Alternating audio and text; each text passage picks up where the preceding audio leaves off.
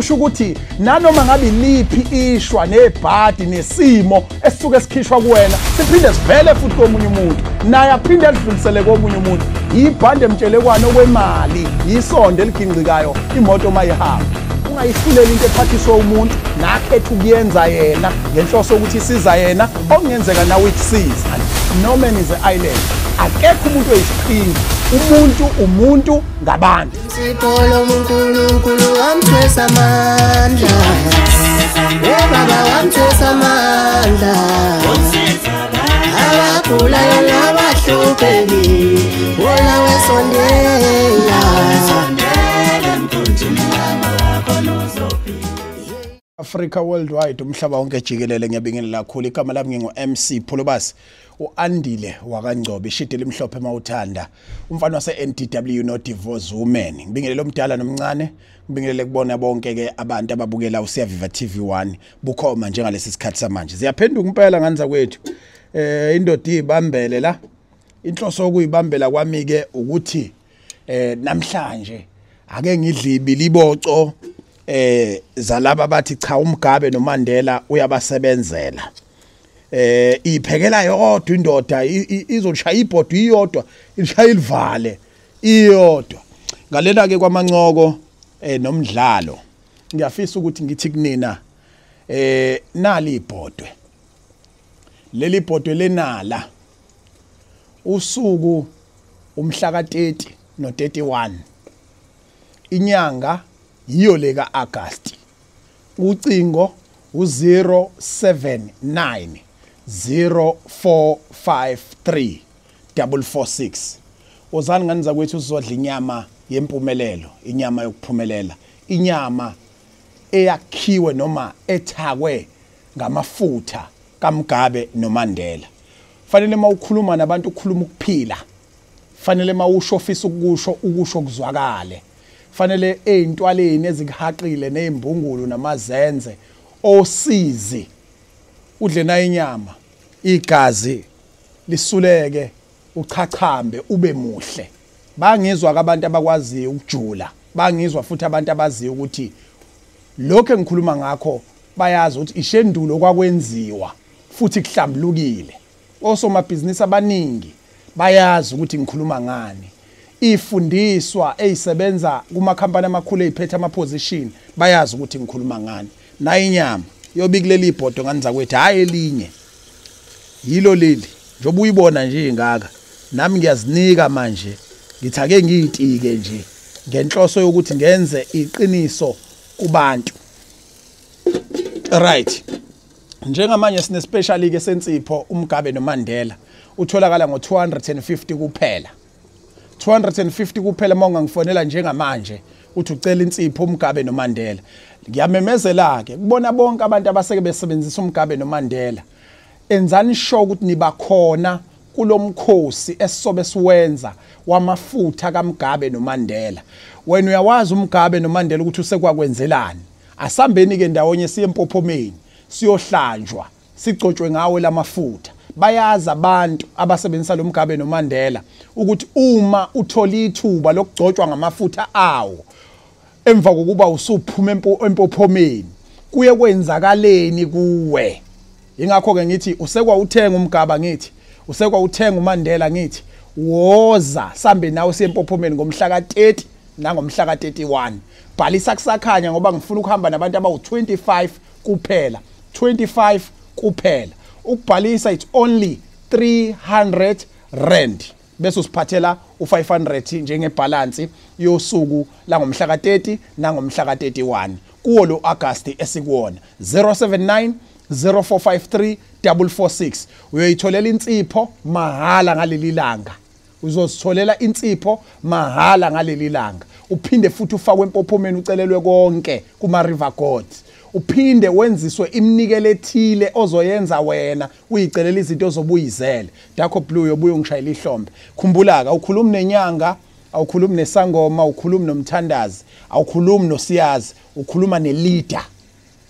ethi mayilele ikhehla kulona noma ikhehla liphila kimi likhuluma lithi mfana na kusasa thana kubantu mawusho kahle bazokwenza lokho bazobuya bezokubonga abantu abazobe beze lapha ya within 2 kuya ku3 months abantu abazongilethela ifurniture la, abantu abazongilethela imfuyo la, abantu abazongithengela izinto eziphathekayo ezizobe incomeka. 079 0453 446. Uyazazi usomabhizinisi, uyazazi ukuthi awusebenzi sanhlobo ufuna umsebenzi, uze ungasali. Qongelela kuseyimanje imali engango 800 rand kuphela.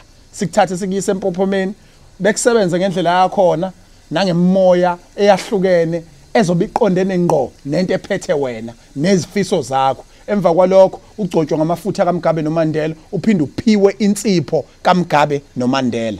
Okunye nokunye ubusuyithengela ngoba kuthanda wena, kodwa iqiniso lithi 079 0453 446. Abantu ababhalise kuseyimanje ngomhla ka30 nangomhla ka31 siza la kwaSiyaviva TV1, singene emotweni zisiyise empophomeni, siyosetshenzelwa ukuphumelela. Wena ohlushwa into ebusuku siyayikhipha, wena onenkinga into ehleli la ngaphakathi kuwe yobikhishwa, wena onenkinga yokungaphumeleli ngabe isemsebenzini uyaxekwa noma uyadelelwa, unamacala, yonke lento embi ake uze siyoyicela lapha kuma River Court. Awukho umuthi oyobunikezwa wona ngalilanga, asilisho iqiniso.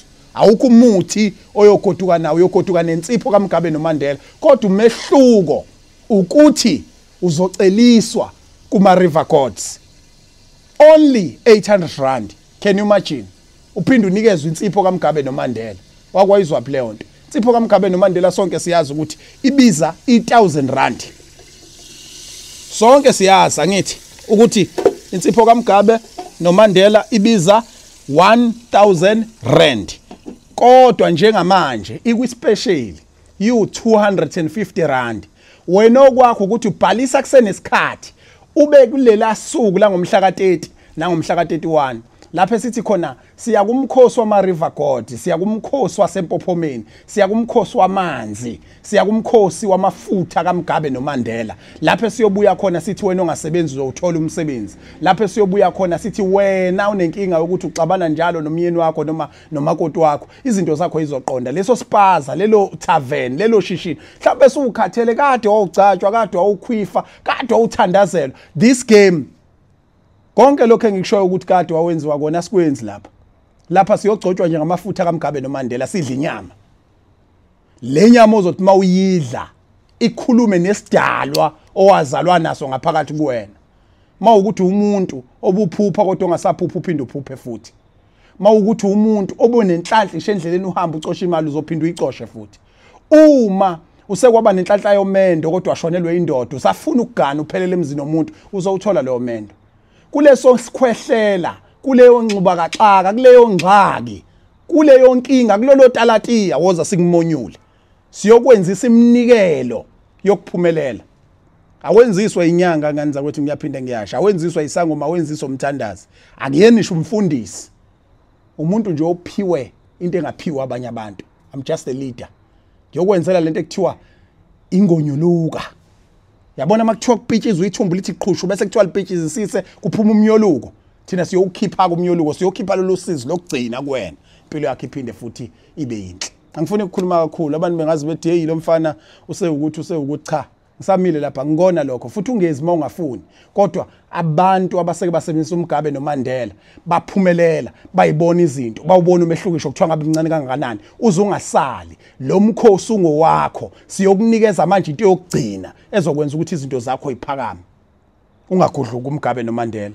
Tsipho yemanga, tsipho kazwelonke. Insipho othi mawugeze ngayo izinto zenzeke. Njengamanje kuyatholakala kwispecial you250, kodwa ngiyabagqugquzela abantu kakhulu ukuthi ababhalisele ukuyogcotshwa ngamafutha kaMgabe noMandela ngomhla ka30 no31 kuAugust ku2025. Thank you very much and God bless you. MC Polobas uyanithanda. Qinisekisani ukuthi niyashaya enombolweni ethi 079 0453 446. Iyona nombolo ongayisebenzisa mawufuna uMgabe noMandela ngo250 njengamanje njengoba ukwispecial, noma ufuna ukubhalisa ubhalisela umhla ka30 no31. Ukubhalisa kubhaliswa ngo300 rand bese usiphathela only 500 rand. Bhalisa kusakhanya because ngithe inamba engizoyisebenza abantu abancane kakhulu. You know, niyazi makukhulunywa ngomGabe kumane ukuthi ukhwiphi. Ingakho kubalekile ukuthi isho ungakabi nayo imali, fona ubeke yakhe indawo 079 0453 446.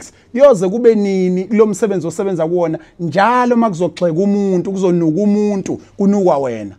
ebusuku wena isilwane siyitika ngawe siyakudla ulala nento ongayazi thina sikhona sithi ngomgabe noMandela singakususa lokho wesike masuthintwe ngamafutha kaMgabe noMandela uthintelwa esiyingini lapho siyobe sikhonjwe khona ake ngihlaziye lento bese ngibaleka ngiyafundisa ngayo uthi omunye umuntu impophoma ingakusiza ngani ngoba lamanzi asempophomeni egcineni agcina olwandle shuthi nangakini ayadlula khona ubungawathatha no kuyiqiniso ukuthi amanzi afanayo kodwa umehluko igift esuka inikezwe loyo muntu oyokwenzela ngaleso sikhathi nesikhathi esibekiwe nogcobo olunikezwe yena ukuthi uma ekuthintele eduzane nendawo ukuthi laba bakubo ngalelo langa beseduze naye bemphathisile lento noJehova evumile ukuthi akathi maye kwenzela lento akwenzele endaweni ethile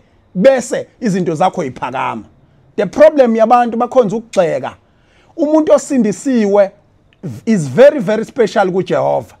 Umuntu omngoma is very special kuJehova.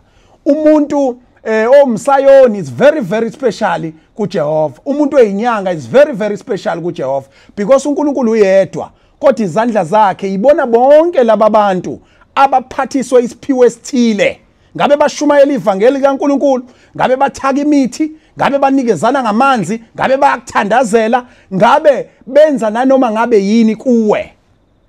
Isandla sikaNkulunkulu leso. Khumbula akekho namandla ngaphezulu kwaNkulunkulu. Ingakho bonke laba bantu isho bengakuthandazela kanjani noma isho bonke laba bantu bengakufunza umuthi kangakanani kodwa ngeke nasinda nonke because umsindisi nomqali nomphelelisi ilo ngabonwayo thina singamaziyo ekuJehova owadala mina nawe wadala izulu nomhlaba kodwa wasethi kuze ngikwazi ukufinyelela kuleya ngane naleya ngane no man is an island akekho umuntu oyisiqhingi umuntu ngabantu okusho ukuthi nanoma ngabe yini ekhona emhlabeni ukuba uNkulunkulu bengafuni isiza abantu ebeyinqanda ayiqede kodwa ngenhloso yokuthi khona umuntu amnika umqondo ukuthi wothi maye ethinta leyo nto bese leyo nto yakho umehluko komunye umuntu odalwe uye uNkulunkulu. Nikhumbule into yokugcina le ithi alikho ibhadi eliyophuma kuwena lingayi kuyongena komunye umuntu. Lento ibuke kanje ngasenhle emfuleni kudavuza izinkomo nabantu badavuza lapho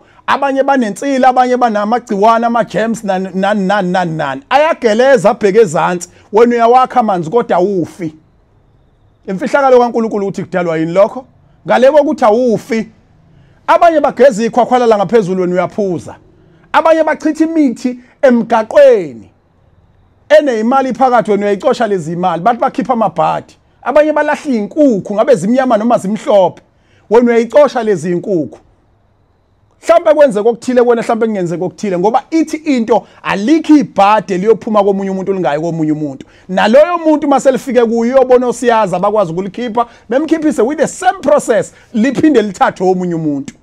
Manishonelwe nina niyageza ngeimbuzi nangosu nithathe nanku umswane niusebenzise kufika abantu bezoyidla leyo mbuzi ekade nithi nina nisebenzise noma nizoyidla ngoba nikhipha ibhadi nabo beshonelwe nawe uhambe ekhona mhlaba egeza uyodla le yambuzi okusho ukuthi nanoma ngabe liphi ishwa nebhadi nesimo esisuke sikhishwa kuwena siphinde sivele futhi komunye umuntu naye aphinde edlulisele komunye umuntu ibhande emtshelekwana okwemali isonde eliginqikayo imoto mayihamba 079 0453 ungayihlulela into ephathiswa umuntu nakhetha ukuyenza yena ngenhloso ukuthi isiza yena okungenzeka nawe ikusize wena okwakho ukuthi mawungakholelwa kuyo qale yakho ufundise ngayo uhlele yakho wenzisise yakho naye futhi njengoba ungamhlulelanga naye akanalo ilungelo lokuhlulela oyedwa nowaziwayo nobekiwe ukuthi fanele kube uyohlulelayo ilo ngabonwayo ekumdali wezulu nomhlaba lele sihleli kulo nesabheke kulo ngama amazwi ngithi umhla ka30 nomhla ka31 asiphelele empophomeni 079 0453 446 siyobe sigeza ngensipho kaMgabe noMandela sigcoba amafutha kaMgabe noMandela bese sigoduka siye ekhaya kodwa ikhona imfihlakalo ngoba ngishilo ngathi siyobe sidla nenyama 079 0453 446 sibonane kwivideo elandelayo. Love you all.